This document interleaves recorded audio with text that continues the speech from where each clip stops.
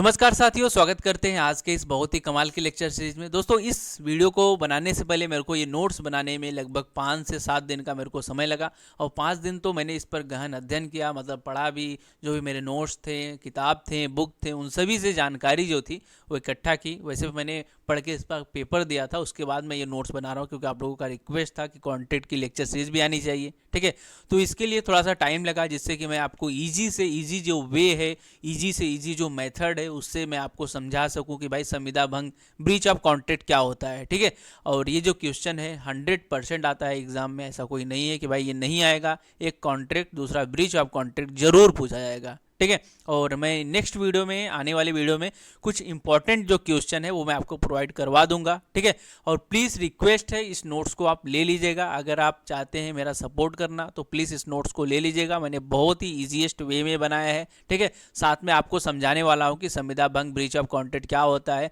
अगर आपने अभी तक बहुत सारे वीडियो देख ली हैं या फिर सर के द्वारा पढ़ा है, आपको समझ में नहीं आ रहा है, तो ये वीडियो प्लीज़ कंप्लीट देखिएगा।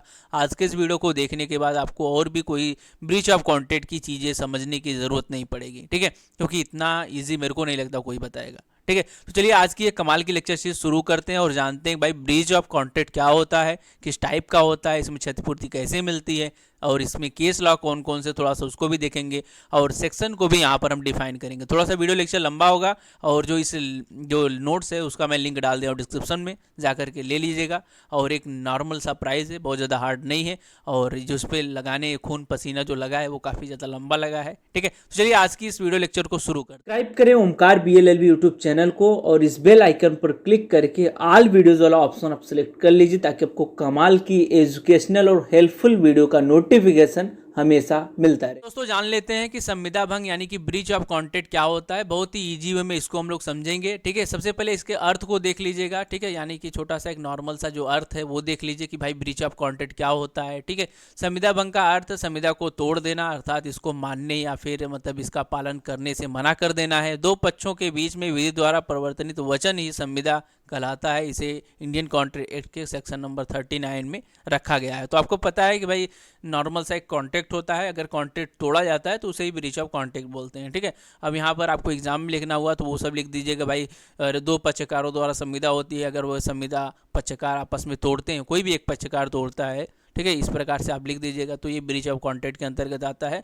और इसको जो डिफाइन किया गया है इंडियन कॉन्ट्रैक्ट एक्ट के सेक्शन नंबर 39 में डिफाइन किया गया है। तो ठीक है, तो ये सब चीज़ें आप तो समझ गए हैं, आप तो इतना समझदार हैं, वैसे कोई दिक्कत नहीं है। ठीक है, अब इसके बाद में बातें ये आती हैं, दोनों पक्ष अपने वचन का पालन करने के लिए विधि द्वारा बाध्य होते हैं। जैसा कि आप सब पता है कि अगर कॉन्ट्रैक्ट कोई हुआ है तो यहाँ पर दोनों पक्षकार विधि द्वारा बाध्य हैं कि वो जो संविदा है, वो जो कॉन्ट्रैक्ट है, उसका पालन करे। लेकिन जब कोई पक्षकार अपने, ठीक है, अपने संविदा को नहीं पूरा करता तो यहाँ पर इस प्रकार की चीज़ें होती हैं। ठीक है, संविदात्मक दायित्व या वचन को पूरा करने में असफल रहता है। ठीक है, कोई ऐसा कार्य रहता है कि संविदा का पालन असंभव हो जाए। ठीक है, या फिर वह संविदा के पालन से इनकार कर देता है, इस प्रकार की सिचुएशन होती है। ठीक है, जैसे कि मान लीजिए हमने कार लेने को लेकर के कॉन्ट्रैक्ट किया आदमी के साथ, वो आदमी बोल सकता है भाई मैं कार नहीं लूँगा, पहले तो बोलता है लूँगा, ठीक है, लूँगा, पैसा कुछ एडवांस दिया, बाद में बोलता है नहीं लूँगा।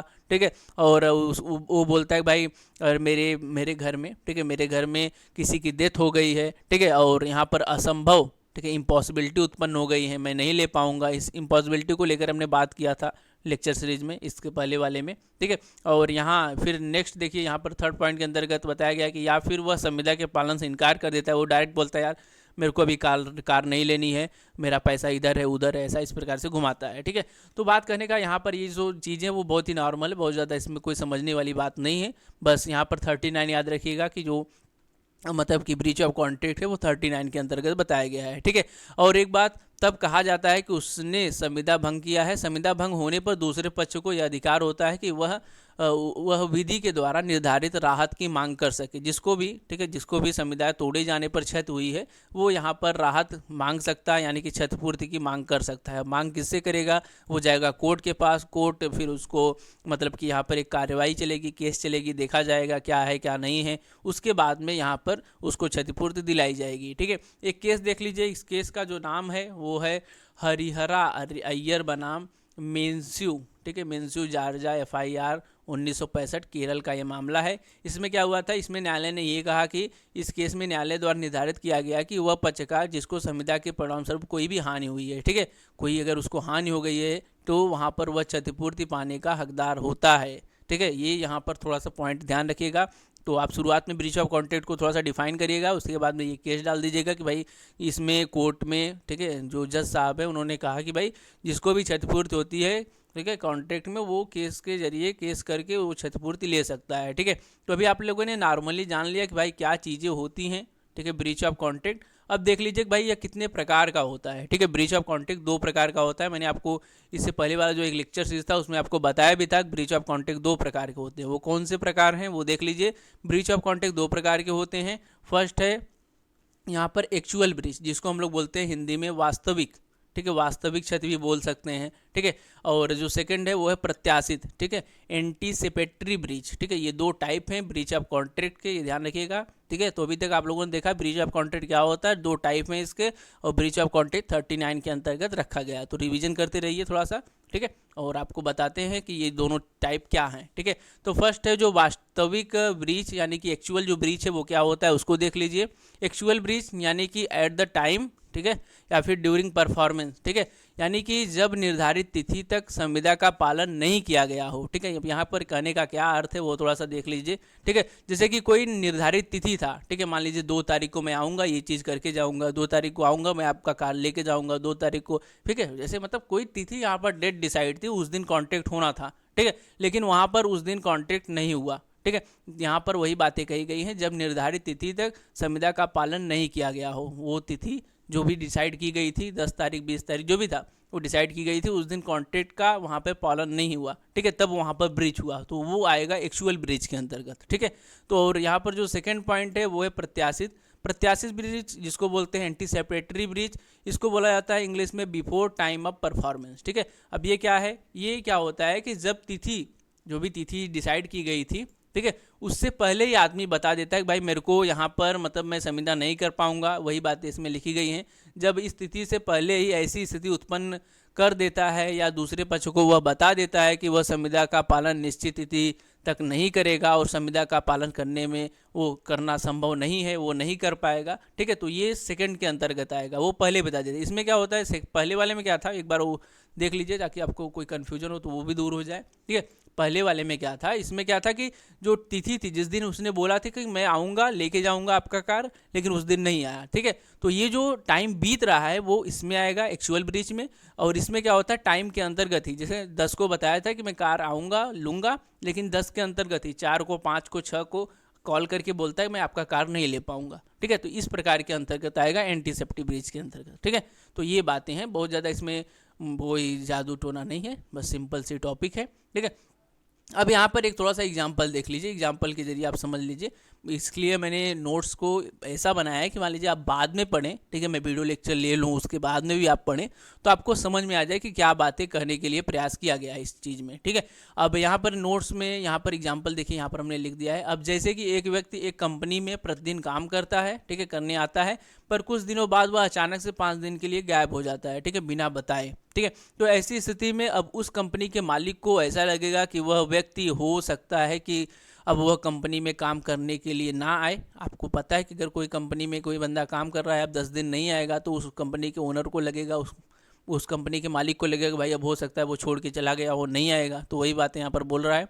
और अगर वह व्यक्ति फिर से अचानक से आ जाता है या फिर आ जाता है, ठीक है, तो काम पर कुछ दिनों बाद, तो उस स्थिति में कंपनी का मालिक के पास 2 अधिकार होगा, ठीक है। एक दिन मान लीजिए वो अचानक आ गया, पहले तो छोड़ के चला गया था 5 दिन के लिए 10 दिन के लिए, ठीक है, एक दिन का हुआ 11वें दिन या फिर 12वें दिन अचानक से आ गया, तो उसके पास जो कंपनी का ओनर है उसके पास 2 राइट होगा, वो क्या क्या कर सकता है। वो फर्स्ट ये राइट होगा उसके पास कि वह अपने पुराने संविदा को जारी रखें, यानी कि उस व्यक्ति को फिर से काम पे रख ले, ठीक है। और जो सेकंड उसके पास ये अधिकार होगा कि या फिर वह अपने संविदा को तोड़ दे, यानी कि उस व्यक्ति को काम से निकाल दे, ठीक है। यहाँ पर आप लोगों ने देखा कि वो जो आदमी था अगर अगर उसने जॉब क्विक किया तो यहाँ पर उसके ओनर को, जो भी कंपनी का ओनर था, उसको 2 राइट हो गए, ठीक है, उसके पास 2 राइट चला आया। फर्स्ट राइट ये था कि वह उस आदमी को दोबारा काम पे रख ले। सेकंड राइट उसके पास ये आया कि भाई वह उस आदमी को वहाँ से निकाल दे, ठीक है, उस आदमी को उस जॉब से निकाल दे, ठीक है। इसी प्रकार से अगर कोई आदमी कोई भी संविदा तोड़ता है, ठीक है, कोई भी आदमी किसी व्यक्ति का संविदा तोड़ता है, ठीक है, तो वो जिसका भी संविदा तोड़ता है, यानी कि जैसे कि आप संविदा तोड़ते हैं, हमारा आपका कोई कॉन्ट्रैक्ट हुआ था, ठीक है, अगर आप संविदा तोड़ेंगे, आप कॉन्ट्रैक्ट तोड़ते हैं, तो मेरे को, ठीक है, यानी कि दूसरे पक्षकार को यहाँ पर उसको ये राइट आ जाता है कि वह आपसे क्षतिपूर्ति की डिमांड कर सकता है, ठीक है। अब उसके पास कौन कौन से राइट आ जाते हैं, वो इन राइट को लेकर के आपके ऊपर केस फाइल कर सकता है, ठीक है। वो राइट कौन कौन से हैं देख लीजिए। फर्स्ट है अनुबंध की समाप्ति, यानी कि जो भी कॉन्ट्रैक्ट हुआ था उसको मतलब कि नॉर्मली आप चाहते हैं ख़त्म कर दिया जाए, ठीक है, हम चाहते हैं भाई ख़त्म कर दो, जो भी आपने कॉन्ट्रैक्ट किया था उसको ख़त्म कर दो, ठीक है। जो भी पैसा रुपये, जैसे कुछ आपने शुरुआत पे कॉन्ट्रैक्ट करते समय कुछ आपने पैसा दिया था, ठीक है, तो वो फिर यहाँ पर रिटर्न हो जाएगा और यहाँ पर जो कॉन्ट्रैक्ट है वो समाप्त हो जाएगा, ठीक है। ये नॉर्मल चीज़ें होती हैं। फर्स्ट है वो नॉर्मल चीज़ है, ठीक है। और जो सेकंड है जितना काम है उतना दाम, यानी कि जैसे कि क्या होता है कि जैसे कुछ कॉन्ट्रैक्ट हुआ, हमारे आपके बीच में कॉन्ट्रैक्ट हुआ, मैंने आपको बोला कि भाई ये एक बिल्डिंग बनानी है, आपने क्या किया कि आधा काम किया, ठीक है, आधा आपने काम किया था और बीच में ही मैंने बोल दिया कि भाई ये जो आधा आपने काम किया है, ठीक है, इतना बहुत है, अब मत करिएगा, ठीक है। आगे जो भी मैंने कॉन्ट्रैक्ट किया था, जो आपने मैंने बोला था एक फूल बनाना है, लेकिन फूल मत बनाओ, यहीं पर रोक दो, कुछ लफड़ा हो गया है, ठीक है। तो यहाँ पर आप बोल सकते हैं कि जो भी मैंने काम किया है, आधा जो भी मैंने कंस्ट्रक्शन का काम किया है, वो मेरे को पैसा चाहिए, ठीक है, और वो आप ले सकते हैं, उसको लेकर के आप केस फाइल कर सकते हैं, ठीक है। यहाँ पर आपको ये लाइबिलिटी, ये जो मतलब कि अधिकार है वो उत्पन्न हो जाता है, ठीक है। और जो थर्ड है वो संविदा का पालन करना पड़ेगा, ठीक है, या फिर आप ऐसा भी बोल सकते हैं कि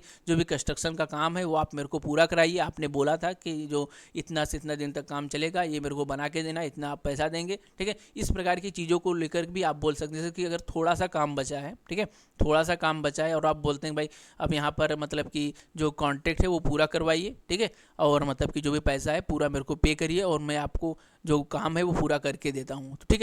आप बोल सकते हैं भाई जितना काम है उतना दे दीजिए, या फिर आप बोल सकते हैं कि संविदा जो भी आपने किया है, जो कॉन्ट्रैक्ट आपने किया था उसको पालन करिए। इस प्रकार की चीज़ों को लेकर के आप केस फाइल कर सकते हैं, ठीक है। और जो फोर्थ है वो है किसी कार्य को करने के लिए रोकना, ठीक है। अब जैसे कि ये सब फिल्म इंडस्ट्री में होती हैं चीज़ें, जैसे कि कोई एक्टर ने साइन कर दिया पहले फिल्म में, बाद में उसको ऑफर मिल रहा है दूसरे फिल्म की तरफ से, ठीक है, ज़्यादा पैसा मिल रहा है, ठीक है, तो वहाँ पर वो सोचता है कि मैं दूसरे फिल्म में चला जाऊँ, यहाँ पर मेरे को कम पैसा मिल रहा है, दूसरा फिल्म वाला मेरे को ज़्यादा पैसा दे रहा है। तो यहाँ पर वो जो पहला वाला आदमी है, जो पहला जिसमें उसने जो भी सुपरस्टार है, पहला जिसमें उन्होंने एक सिग्नेचर किया था कि मैं इस फिल्म में काम करूंगा, और बाद में वो छोड़ के जा रहे हैं दूसरे फिल्म में क्योंकि वो ज़्यादा पैसा दे रहा है, तो जो भी पहला वो पक्षकार है वो केस फाइल कर सकता है कि भाई मैं यहाँ पर मतलब कि इनको रिस्ट्रिक्टेड करूँगा, इनको यहाँ पर मैं रोकता हूँ कि भाई अगर ये मेरे फिल्म में इस टाइम के दौरान काम नहीं करेंगे तो ये इस टाइम के दौरान किसी दूसरे भी फिल्म में काम ना करें, ठीक है। इस प्रकार की चीज़ें किसी कार्य को करने के लिए रोक लगाना। दरअसल क्या होता है कि किसी आदमी को काम करने या फिर ना करने के लिए आप ज़बरदस्ती नहीं कर सकते, ठीक है। अगर वो आदमी बोल दे कि भाई मैं काम नहीं करूँगा, वो सुपरस्टार बोल दे मैं नहीं करूँगा, ठीक है, मेरा मन नहीं है, मैं बीमार हूँ, ठीक है, तो यहाँ पर आप उस टाइम के अंदर बोल सकते हैं, ठीक है, बोल सकते हैं भाई अगर आप मेरे फिल्म में नहीं इस टाइम के अंतर्गत काम करेंगे तो दूसरे फिल्म में भी इस टाइम के अंतर्गत काम नहीं कर सकते हैं, ठीक है। ये जो कानून है इसलिए बनाया गया है ताकि जो फिल्म स्टार हैं, जो ऐसे लोग हैं, ठीक है, वो धोखाधड़ी ना कर सकें, ठीक है, और अगर ऐसा करेंगे फिर उनको दंड मिलेगा, ठीक है। इस प्रकार की चीज़ें हैं ताकि जैसे कि पहले फिल्म में कम थोड़ा सा पैसा मिला, आगे फिल्म में दूसरे वाले फिल्म वाले में उन्होंने पैसा ज़्यादा दे दिया तो उधर घुस गए, ऐसा ना हो, इस प्रकार की चीज़ें ना हो, कॉन्ट्रैक्ट जो किया है उस पर चले। पहले फिल्म में अगर उन्होंने काम करने के लिए बोला है तो उसमें काम करें, और अगर वो नहीं करना चाहते हैं तो वो किसी भी फिल्म में काम नहीं करेंगे, ना तो पहले में कर पाएंगे ना तो दूसरे में कर पाएंगे, ठीक है, अपने घर पे बैठा रहेंगे, ठीक है। इस प्रकार की चीज़ ताकि कॉन्ट्रैक्ट जो हो वो सही से चले, इस प्रकार की चीज़ें यहाँ पर थोड़ा सा बहुत जान समझ और बूझ करके ये जो कानून है वो रखा गया है, ठीक है। और जो फिफ्थ है क्षतिपूर्ति प्राप्त करने के लिए, ये तो अभी हम बताएंगे भाई क्षतिपूर्ति किस प्रकार से आप प्राप्त कर सकते हैं, क्षतिपूर्ति का भी टाइप है, ठीक है। तो ये जो चीज़ आप लोगों ने 5 ये जो पॉइंट देखे वो क्या होता है कि अगर कोई आदमी संविदा भंग करता है, संविदा तोड़ता है, ब्रीच ऑफ कॉन्ट्रैक्ट करता है, तो यहाँ पर दूसरे पक्षकार को, सेकंड पार्टी को, उसको ये जो राइट है वो मिल जाते हैं, ठीक है। जैसे कि वहाँ पर आप लोगों ने देखा था कि वो आदमी, वो जो लड़का था जो भी था, ठीक है, वो जॉब क्विक किया था, चला गया था छोड़ के, तो यहाँ पर उस ओनर को, उस कंपनी को ओनर को 2 राइट आ गया था कि वो उसको रखे या फिर उसको अब निकाल दे, ठीक है। इस प्रकार की चीज़ें, ठीक है। अब यहाँ पर ये तो आप लोगों ने समझ लिया, यहाँ पर ये जो 4 पॉइंट था वो आप लोगों ने समझ लिया, ठीक है। अब आपको पांचवा जो क्षतिपूर्ति का प्रकार है वो मैं आपको बता देता हूँ, ठीक है। यहाँ पर 4 जो पॉइंट था वो फर्स्ट है अनुबंध की समाप्ति, जो भी कॉन्ट्रैक्ट था उसको खत्म कर देना, जितना दाम है उतना दे दो, जैसे कि हाफ काम किया उतना दाम दे दो। और जो थर्ड था वो संविदा का पालन करना पड़ेगा, जो भी कॉन्ट्रैक्ट है उसको आप बोलते हैं भाई पालन करो, ठीक है। और जो फोर्थ मैंने आपको बताया बॉलीवुड इंडस्ट्री वाला, ये इसमें आता है, ठीक है। और जो फिफ्थ है वो अब हम लोग बात कर लेते हैं, सू ऑफ डैमेजेस। डैमेजेस कितने प्रकार के होते हैं और यहाँ पर जो क्षतिपूर्ति है अगर कोई हमको कोर्ट के द्वारा दिया जाता है तो वो कैसे दिया जाता है, ठीक है।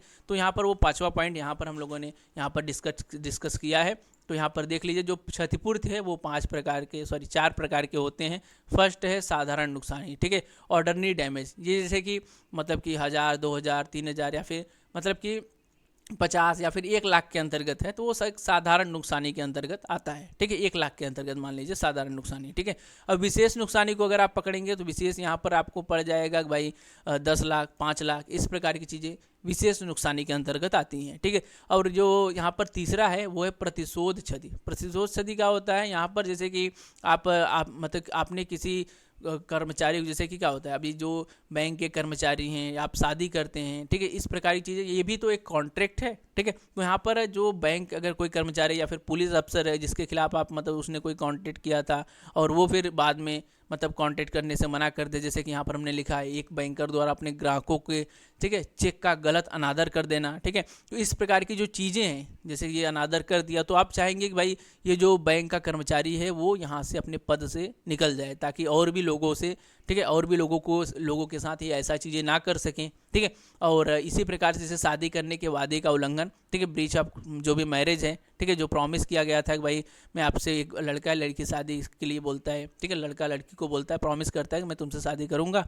ठीक है। तो इस प्रकार की चीज़ें आप अगर बाद में इस प्रकार की चीज़ें करते हैं, प्रतिशोध क्षति में क्या होता है, इसमें यहाँ पर तोड़ा जाता है, ठीक है, चीज़ों को तोड़ दिया जाता है, निकाल दिया जाता है। मतलब कि ये शादी के लिए है तो यहाँ पर वो बोलेगी लड़की भाई मैं शादी इससे नहीं करूँगी, इसने ब्रीच किया है, मेरे वादों का उल्लंघन किया है, मैं इससे शादी नहीं करूँगी। और यहाँ पर बैंकर से लेकर के आपका चेक को लेकर के अगर लफड़ा हो गया था तो ऐसी चीज़ें और भी लोगों से ना हो, इसलिए आप बोलते हैं भाई इस आदमी को निकाल दो, ठीक है, यहाँ से इस बैंक से निकाल दो। तो इस प्रकार से प्रतिशोध लेने के लिए उसको निकाल देना, काम से हटा देना, जैसे डॉक्टर है तो उसकी डिग्री ले लेना, ठीक है, इस प्रकार की चीज़ें, मतलब उसका जो स्टेबिलिटी है जहाँ पर वो है उससे वो उसको हटा देना, ठीक है, वो प्रतिशोध क्षति के अंतर्गत आता है।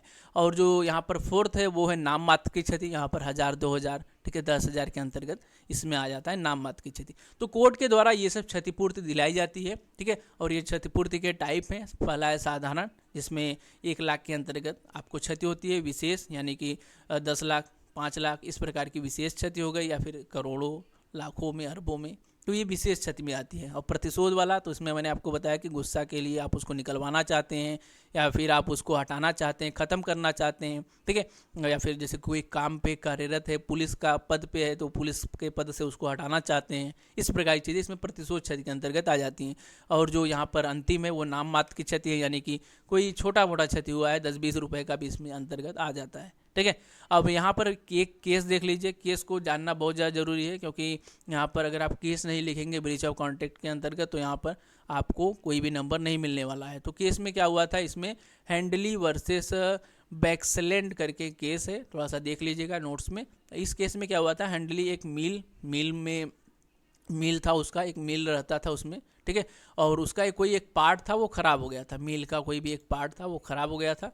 और हेनली ने, ये जो आदमी था बैक्सलेल ऐसा कुछ करके नाम है, नाम तो मैं पढ़ नहीं पा रहा हूँ, आप लोग देख लीजिएगा, ठीक है, को पार्ट को रिपेयर करने के लिए वो देता है। लेकिन यहाँ पर बैक्सली ने इसे 1 हफ्ते बाद पहुँचाता है, जिससे कि हार्डली को बहुत बड़ा नुकसान होता है। और यहाँ पर न्यायालय ने हैंडली को क्षति प्राप्त करने के लिए इसलिए इनकार कर दिया क्योंकि हैंडली ने यह निश्चित नहीं किया था कि मुझे एक निश्चित टाइम के अंतर्गत मील का पार्ट चाहिए, इसलिए हैंडली को क्षतिपूर्ति जो है क्षति उसका, ठीक है, जो भी क्षतिपूर्ति उसको पे आउट नहीं किया गया।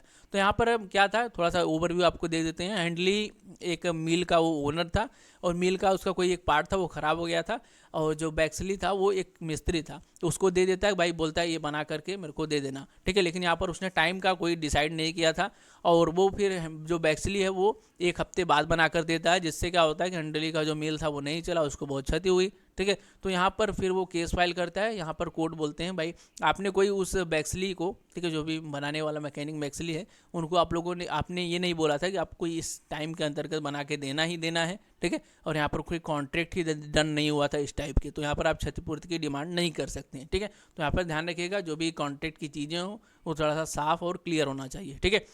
तो अभी तक आप लोगों ने ब्रीच ऑफ कॉन्ट्रैक्ट क्या होता है उसको समझ लिया। आप थोड़ा सा सेक्शन पर नज़र डाल लेते हैं, भाई सेक्शन में क्या चीज़ें किस प्रकार से कही गई हैं, ठीक है। तो यहाँ पर जो सेक्शन है 73 से 75, यहाँ पर मैंने आपको बताया कि 39 में ब्रीच ऑफ कॉन्ट्रैक्ट है, उसके बाद में जो इसका परिणाम है, ठीक है, जो भी मतलब कि संविदा भंग के जो भी परिणाम होते हैं उसको सेक्शन नंबर 73 से 75 के अंतर्गत यहाँ पर उसको बताया गया है। चलिए एक एक करके थोड़ा सा देख लेते हैं, बहुत ज़्यादा नहीं है, ठीक है। सेक्शन नंबर 73 आप देखेंगे, ब्रीच ऑफ कॉन्ट्रैक्ट करने पर क्षतिपूर्ति की भरपाई से संबंधित यहाँ पर प्रावधान किया गया है। इसमें बताया गया है कि जो क्षतिपूर्ति है, ठीक है, उसमें उपचार 3 प्रकार से दिया जाता है। फर्स्ट है विशिष्ट पालन, यानी कि क्षतिपूर्ति उसमें क्या होता है, पहले से ही निर्धारित होता है, ठीक है। यानी कि जैसे कॉन्ट्रैक्ट आप कर रहे थे तो आप लोगों ने डिसाइड किया था कि भाई मतलब कि जैसे कि अगर आप मान लीजिए इस कॉन्ट्रैक्ट को, इस जो संविदा है उसको आप छोड़ के भागेंगे तो आपको 10,000 रुपये देना होगा, आपने पहले से ये चीज़ें डिसाइड की थी, ठीक है। तो यहाँ पर क्षतिपूर्ति पहले से निर्धारित जो होता है वो विशिष्ट पालन के अंतर्गत आता है, ठीक है। 3 प्रकार के उपचार यहाँ पर बताया गया है सेक्शन नंबर 73 में। फर्स्ट है विशिष्ट पालन, दूसरा है व्यादेश, ठीक है। अब दूसरा व्यादेश के अंतर्गत उन्होंने बताया कि भाई काम करने या ना करने के लिए रोकना, जो कि मैंने आपको बताया कि जो मतलब कि अधिकार है, जैसे कि आप लोगों ने देखा कि ब्रीच अगर कोई बंदा करता है तो दूसरे पक्षकार को एक मतलब कि वो उत्पन्न हो जाता है, ठीक है, क्या मिलता है, राइट उत्पन्न हो जाता है। तो वो राइट के अंतर्गत बोल सकता है, कोई व्यादेश वो डाल सकता है। वो व्यादेश कौन कौन से हैं वो यहाँ पर आप देख लीजिए, मैं एक बार फिर से आपको दिखा देता हूँ, ठीक है। यहाँ पर है वो व्यादेश, ये यहाँ पर है, ठीक है, ये है व्यादेश, ठीक है। जो कि मैंने आपको बताया कि अगर एक पक्षकार, ठीक है, एक पक्षकार यहाँ पर अपना जो कॉन्ट्रैक्ट है वो तोड़ता है तो दूसरे पक्षकार को ऑटोमेटिकली ये जो राइट है उसको मिल जाते हैं और इस राइट के अंतर्गत वो ये काम उनसे करवा सकता है, ठीक है। केस फाइल करके कोर्ट से बोल सकता है भाई ये काम इससे करवाइए, ठीक है। तो ये जो राइट है वो आता है व्यादेश के अंतर्गत। कोई आदेश कोर्ट को देना, कोई आदेश कोर्ट को बताना कि भाई मैं ये चाहता हूँ, इन्होंने कॉन्ट्रैक्ट तोड़ा है, ठीक है, ब्रीच ऑफ कॉन्ट्रैक्ट किया, मैं इनसे ये चाहता हूँ, ठीक है। तो ये व्यादेश जो है वो सेकंड पॉइंट के अंतर्गत आता है। और जो थर्ड है वो क्षतिपूर्ति, ठीक है। क्षतिपूर्ति यानी नुकसानी दिलवाना। नुकसानी क्या है, मैंने आपको बताया नुकसानी ये है, और नुकसानी कितने प्रकार के होते हैं, 4 प्रकार के होते हैं, वो भी मैंने आपको बता दिया, ठीक है। तो ये जो 3 प्रकार के विधिक उपचार हैं उसके बारे में 73 में बताया गया है, और यही जो उपचार है वो क्षतिपूर्ति में दिए जाते हैं, ठीक है। ये 73 के अंतर्गत इसको बताया गया है, ठीक है। अब नेक्स्ट देख लीजिए, जो सेक्शन नंबर 74 है उसके अंतर्गत बताया गया है ब्रीच ऑफ कॉन्ट्रैक्ट करने पर क्षतिपूर्ति दिलवाना, ठीक है। अब यहाँ पर क्षतिपूर्ति का तो निर्धारण उन्होंने कर दिया, ठीक है, और यहाँ पर दिलवाएगा कौन, यहाँ पर ये बोला गया है कि न्यायालय को यह अधिकार है कि संविदा भंग होने पर, ठीक है, हानि का निवारण करें, और इस प्रकार की हानि का निर्धारण करने के बाद न्यायालय को कोई भी रकम जो वह युक्तियुक्त समझे प्रतिकर के रूप में भंग करने वाले पक्षकार द्वारा जो पीड़ित हुआ है, जिसका संविदा मतलब जिसने तोड़ा है, ठीक है, उसके जरिए दूसरे पक्षकार को यहाँ पर दिलाया जाएगा। पीड़ित पक्षकार मतलब जिसको घाटा हुआ है, ठीक है, तो उसको दिलाया जाएगा। ये काम कौन करेगा, न्यायालय करेगा। इसके बारे में 74 में बताया गया है। यहाँ पर कुछ और भी बातें बताई गई हैं, परंतु यह संविधान में नामित जो भी राशि है, संविधान में जो भी नामित राशि है वह उससे अधिक नहीं होना चाहिए, ये बात ध्यान देने योग्य है, ठीक है। जो भी मतलब कि जैसे कि 10,000 का कॉन्ट्रैक्ट हुआ था बीच में, ठीक है, 10,000 की गाड़ी थी उसको लेकर के कॉन्ट्रैक्ट हुआ था, या फिर और भी, ठीक है, जो भी मतलब कॉन्ट्रैक्ट था उसमें जो भी रकम की लेकर के कॉन्ट्रैक्ट हुआ है उसी के अंतर्गत चीज़ें होनी चाहिए, ये भी यहाँ पर बोला गया है।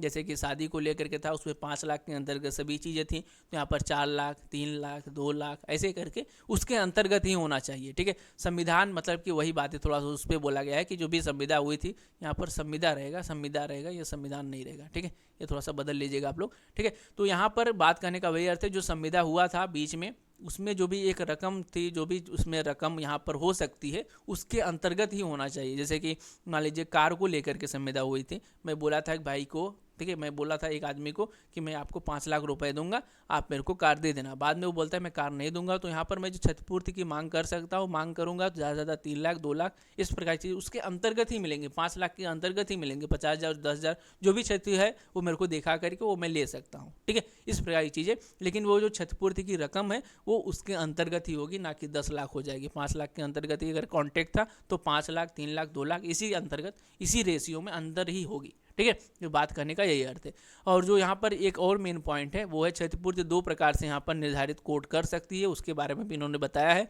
फर्स्ट है क्षतिपूर्ति पहले से ही निर्धारित हो, जो कि मैंने आपको ऊपर बताया, या पहले से ही निर्धारित क्षति युक्तियुक्त भी होनी चाहिए। ये भी देखा जाता है जो भी क्षतिपूर्ति है वो अगर पहले से निर्धारित है तो वो युक्तियुक्त भी होना चाहिए। इसको लेकर के भी थोड़ा सा आपको ध्यान देना है, जैसे कि मनमानी तरीके से ना हो। एक केस था बहुत टाइम पहले हम लोगों ने पढ़ा था, उसमें क्या था कि वो एक आदमी था, वो दूसरे आदमी को बोलता है, वो उधार देता है पैसा, दूसरे आदमी को उधार देता है, लेकिन वो बोलता है कि अगर तुम इतने दिन के अंतर्गत जो भी क्षतिपूर्ति है, जो भी पैसा है नहीं लौटाओगे, जो उधार उसने दिया था नहीं लौटाओगे, तो यहाँ पर मैं आपकी किडनी वो निकाल लूँगा। ठीक है, तो यहाँ पर वो उतने दिन के अंतर्गत पैसा नहीं लौटा पाता है। ठीक है, तो यहाँ पर वो किडनी जो है वो निकालने के लिए वो बोलता है उस आदमी से, तो वो आदमी किडनी नहीं देता है। ठीक है, अब कौन आदमी अपना किडनी देना चाहेगा, तो इसको लेकर के वो केस फाइल करता है। तो वहाँ पर कोर्ट ने बोला कि ये जो चीज़ें हैं, ये जो आप किडनी ले रहे हैं उस पैसे के बदले में, ये युक्तियुक्त नहीं है। ठीक है, तो जो पहले से क्षतिपूर्ति निर्धारित है वो युक्तियुक्त भी होना ध्यान रखिएगा, जरूरी होता है। ठीक है, तो इस प्रकार की चीज़ें हैं। और जो सेकंड है, क्षतिपूर्ति दो प्रकार से निर्धारित की जा सकती है। फर्स्ट तो ये था पहले से निर्धारित हो, और जो सेकंड है क्षति होने के बाद पक्षकार को उचित क्षतिपूर्ति, ठीक है, करवाना, उचित क्षतिपूर्ति जो है वो कोर्ट के द्वारा डिसाइड किया। फर्स्ट तो पहले से ही निर्धारित होगा, लेकिन जो भी निर्धारित होगा वो युक्तियुक्त होना चाहिए। लेकिन अगर नहीं निर्धारित है, नहीं पहले से डिसाइड है, तो यहाँ पर कोर्ट उसको डिसाइड करवा सकती है, कोर्ट उसको डिसाइड करके उसको दे सकती है, जो भी क्षति हुआ है वो दे सकती है। ठीक है, और जो अंतिम सेक्शन है 75, इसके अंतर्गत बात ये कहा गया है कि संविदा को तोड़ने पर संविदा में कार्यरत व्यक्ति को क्षतिपूर्ति कराना होगा। यानी कि कोर्ट को यहाँ पर एक बात को लेकर के स्ट्रिक्ट किया गया है कि जिसका भी संविदा भंग हुआ है, जिसने भी संविदा भंग किया है, जिसने भी ब्रीच ऑफ कॉन्ट्रैक्ट किया है, उसके जरिए जिसको भी हानि हुई है उसको यहाँ पर जो मतलब क्षतिपूर्ति है वो उसको दिलाना होगा। उसको यहाँ पर उसने फोर्स किया है सेक्शन 75 के अंतर्गत। यहाँ पर आप देखेंगे कि इसमें कहा यह गया है कि यदि हम किसी व्यक्ति से कोई कार्य करने की संविदा करते हैं और बाद में आप उस संविदा को तोड़ देते हैं, तो वह व्यक्ति जितना भी कार्य करता है उसके लिए उसको क्षतिपूर्ति देना ही देना होगा। ये थोड़ा सा इस बात पर फोकस किया गया है। अगर कोई आदमी है आधा काम करके यहाँ पर संविदा तोड़ देता है, आधा काम करवा के संविदा तोड़ देता है, लेकिन यहाँ पर जितना भी उसने काम किया है उसके लिए उसको पे आउट करना ही पड़ेगा। ठीक है, इस प्रकार की चीज़ें बहुत सारे लोग उल्लू बनाते हैं लोगों को और बोलते हैं भाई लफड़ा हो गया, ये हो गया, मैं पैसा अब नहीं दे पाऊंगा, इस प्रकार की चीज़ें। तो चलिए एक बार हम लोग संविदा भंग यानी कि ब्रीच ऑफ कॉन्ट्रैक्ट को फटाफट एक बार रिवीजन कर लेते हैं, आपका माइंडसेट भी क्लियर हो जाएगा। बाकी आप लोग एक बार नोट्स लेकर के इसको जरूर पढ़ लीजिएगा। चलिए ठीक है, और चलिए इसको देख लेते हैं। जैसा कि आप लोगों ने देखा कि जो ब्रीच ऑफ कॉन्ट्रैक्ट है सेक्शन नंबर 39 में बताया गया है। बाकी मैंने आपको बताया ब्रीच ऑफ कॉन्ट्रैक्ट क्या होता है, बहुत ही ईजी है। ब्रीच ऑफ कॉन्ट्रैक्ट होता है कि पक्षकार जो है, दो पक्षकार है, उसमें से एक का मुकर जाना है। एक आदमी बोलता है मैं संविदा नहीं करूंगा, मैं आगे परफॉर्मेंस नहीं करूंगा। ठीक है, और यहाँ पर कंडीशन कौन कौन सी हो सकती है वो मैंने यहाँ पर बता दिया था। संविदा दायित्व या वचन को पूरा करने में असफल रहना, या फिर कोई ऐसा कार्य करना जिससे संविदा का पालन असंभव हो जाए, या फिर वह संविदा पालन करने से इनकार कर देता है। ठीक है, तो ये तीन ज़्यादातर कंडीशन होती है जहाँ पर जो लोग हैं वो बोलते हैं भाई मैं संविदा नहीं कर पाऊंगा, कोई असंभवती, ठीक है, मतलब कोई इम्पॉसिबिलिटी उनके सामने उत्पन्न हो गई, कोई वो मतलब जानबूझ के वो भी बोल सकते हैं, या फिर वो मतलब कि किसी के दबाव में भी आकर बोल सकते हैं। तो इस प्रकार की चीज़ें यहाँ पर ये बताया गया है। उसके बाद में मैंने आपको केस बताया कि इस केस में बोला गया है कि अगर किसी को यहाँ पर मतलब किसी को यहाँ पर संविदा तोड़े जाने पर क्षति हुई है तो उसको क्षतिपूर्ति पाने का हक है, यहाँ पर कोर्ट ने बोला है, और ये केरल के कोर्ट ने बोला था इस प्रकार की चीज़ें। ठीक है, अब मैंने बताया नेक्स्ट पॉइंट के अंतर्गत कि ब्रीच ऑफ कॉन्ट्रैक्ट दो प्रकार के होते हैं। फर्स्ट है एक्चुअल, सेकंड है प्रत्याशित। ठीक है, एक्चुअल क्या होता है, एट द टाइम, जो भी टाइम था, ठीक है, उसके अंतर्गत काम नहीं किया गया तो फर्स्ट के अंतर्गत आएगा। सेकंड जो है टाइम के भीतर ही, ठीक है, ये टाइम के भीतर ही बता दिया जाता है कि भाई मैं काम नहीं करूंगा, मैं संविदा नहीं करूंगा। इसमें क्या होता है टाइम के बाद, ठीक है, टाइम बीत जाता है तब उसको पता चलता है भाई ये संविदा नहीं करते हैं। ठीक है, जैसे कि कार लिया, उसने बोला कि मैं 10 तारीख को आऊँगा, कार लेके जाऊँगा, बट वो 10 तारीख को आया ही नहीं। ठीक है, तो यहाँ पर उसको पता चल गया कि भाई अब ये इसने ब्रीच ऑफ कॉन्ट्रैक्ट कर दिया है। ठीक है, लेकिन इसमें क्या होता है प्रत्याशित भी बीच में ही कॉल करके बता देंगे मैं आपका कार नहीं ले पाऊँगा। ठीक है, तो ये सेकेंड पॉइंट हो गया। उसके बाद मैंने आपको एग्जाम्पल बताया कि यहाँ पर जैसे कि कोई संविदा है वो तोड़ा जाता है तो यहाँ पर दूसरे पक्षकार को ऑटोमेटिकली एक अधिकार उसको मिल जाता है। ठीक है, उसी प्रकार से संविदा के तोड़े जाने पर यहाँ पर हमको, ठीक है, जो जिसको तोड़ा गया है, जिसके लिए तोड़ा गया है, ठीक है, जिसको भी मतलब दूसरा पक्षकार जिसके जिसके लिए तोड़ा गया है, जो भी आप बोल लीजिए क्या बोलें, जो दूसरा पक्षकार है उसको ये राइट मिल जाते हैं, यानी कि वो संविदा को तोड़ सकता है, जितना काम है उतना दाम ले सकता है, संविदा का पालन करने के लिए वो फोर्स कर सकता है, ठीक है, किसी कार्य को करने के लिए उसको रोक सकता है, ठीक है, जैसे कि मैंने आपको बताया बॉलीवुड वाला ये फोर्थ वाला आता है, उसमें आता है। और जो फिफ्थ था वो क्षतिपूर्ति की डिमांड कर सकता है, ठीक है। अब क्षतिपूर्ति कितने प्रकार के होते हैं वो मैंने आपको बता दिया। साधारण, जो कि मैंने आपको बताया कि इसमें क्या होता है कि मतलब कि साधारण के अंतर्गत 1 लाख के अंतर्गत चीज़ें आ जाती हैं। विशेष में क्या होता है 10, 20 लाख, करोड़, इस प्रकार की चीज़ें ये विशेष के अंतर्गत आ जाती हैं। और जो प्रतिशोधी वाले हैं, ठीक है, ये क्या होता है, इसको मैंने इंग्लिश में भी लिख दिया, जिसको इंग्लिश में देखना हुआ वो भी देख सकता है, ठीक है। और जो प्रतिशोधी क्षति है वो इसमें क्या होता है, किसी आदमी को उसको पद से हटाया जाना को लेकर के यहाँ पर बातचीत होती है, उस प्रकार की चीज़ों को लेकर के यहाँ पर केस दाखिल किया जाता है, ठीक है। और जो अंतिम है वो है नाम मात्र की क्षति। नाम मात्र की क्षति आप जानते हैं 10, 20 रुपया, 50 रुपया, 100 रुपया, 200 रुपया, 1000 रुपये,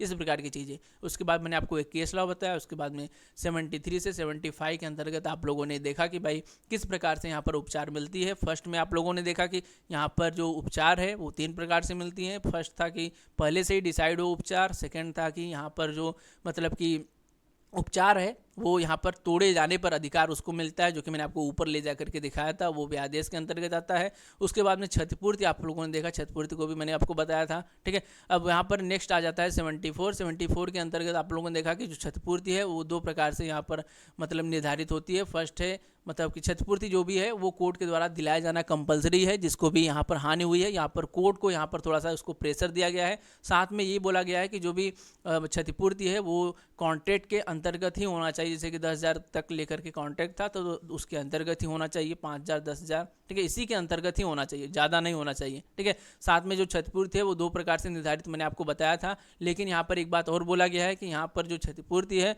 वो निर्धारित पहले से हो सकता है, लेकिन वो युक्त भी होना चाहिए। मैंने आपको एग्जाम्पल बताया था किडनी वाला। उसके बाद में मैंने आपको बताया कि क्षतिपूर्ति होने के बाद पक्षकार को उचित क्षतिपूर्ति यहाँ पर दिलवाना कोर्ट का यहाँ पर दायित्व होता है। वो उसको फोर्स, कोर्ट को यहाँ पर ज़्यादातर फोर्स सेक्शन 74 के अंतर्गत किया गया है। उसके बाद में 75 के अंतर्गत ये बताया गया है कि भाई अगर किसी आदमी को क्षति हुआ है, आधा काम किया है, तो उसको उसका दाम मिलना चाहिए और कोर्ट को उसको दिलाना पड़ेगा ये चीज़ें, ठीक है। तो इस प्रकार की चीज़ें इसके अंतर्गत कही गई हैं। तो आज के इस वीडियो लेक्चर में मैंने आपको जो ब्रीच ऑफ कॉन्ट्रैक्ट था उसको बताया क्या चीज़ें होती हैं, और बहुत ही ईजी है, बहुत ज़्यादा हार्ड नहीं है। एक बार आप रिवीजन भी कर लीजिएगा, हो सकता है कि आपको बताने में चीज़ें ना समझ आए। एक बार फिर से वीडियो देख लीजिए, उसके बाद में नोट्स को लेकर के आप रिवीजन भी कर लीजिएगा, ठीक है। तो और बाकी जो नेक्स्ट वीडियो है उसमें मैं आपको जो मोस्ट इंपॉर्टेंट क्वेश्चन है वो मैं आपको बताने वाला हूँ कॉन्ट्रैक्ट की, उसको आप लोग रेडी कर लीजिएगा, वो एग्जाम में ज़रूर आने वाले हैं, ठीक है। और आज की वीडियो लेक्चर कैसी लगी कमेंट करके बताइए। Thanks for watching guys, bye bye, जय हिंद।